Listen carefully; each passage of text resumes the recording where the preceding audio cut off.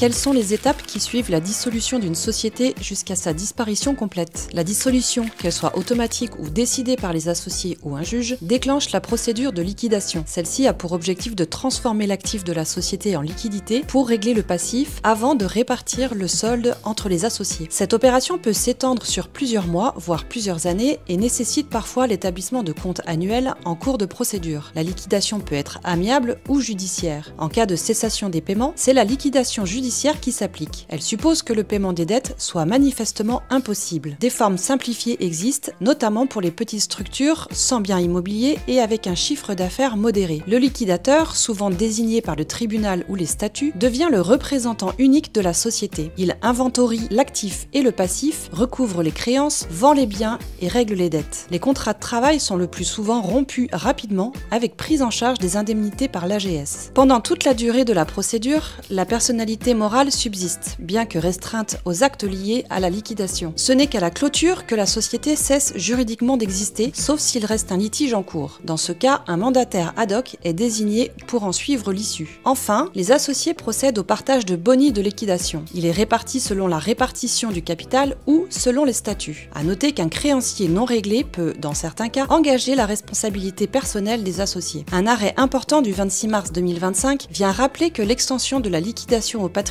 personnel d'un dirigeant est possible en cas de confusion des patrimoines, même sans comportement fautif. Le simple fait d'avoir mélangé les intérêts suffit à engager sa responsabilité.